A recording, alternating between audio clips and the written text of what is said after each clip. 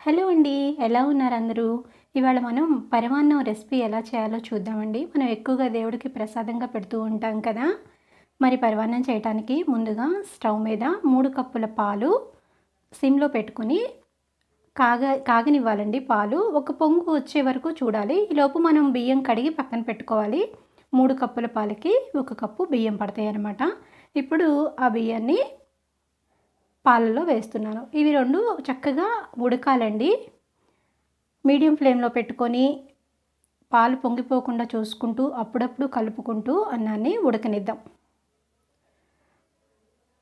తర్వాత ఈలోపు ఇందులోకి బెల్లం వేయాలి కదండీ! సో, ఫస్ట్ మనం వేరే గిన్నెలోకి బెల్లం తీసుకుందాము. 2 కప్పుల బెల్లం పట్టిద్దండి. కొంచెం వాటర్ వేసి ఈ గిన్నెని స్టవ్ మీద పెడుతున్నాను. ఈ వాటర్ బెల్లం అంతా కరిగిపోయి ఈ వాటర్ కొంచెం మరిగే వరకు చూసుకోవాలి.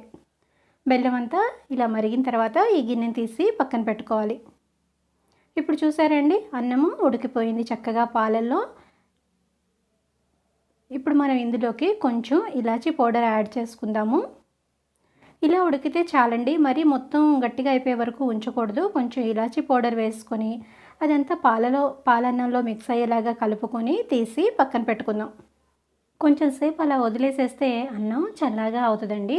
ఈలోపు మనము ఒక చిన్న గిన్నె పెట్టుకొని అందులో కొంచెం నెయ్యి వేసుకొని కిస్మిస్ జీడిపప్పు వేసుకొని వేయించి పక్కన పెట్టుకుందాం. ఇప్పుడు అన్నము చల్లగా అయిపోయింది. మనం వేడి చేసుకున్న బెల్లం నీళ్ళు ఉన్నాయి కదా, దీని 2 మిక్స్ చేసుకోవాలి.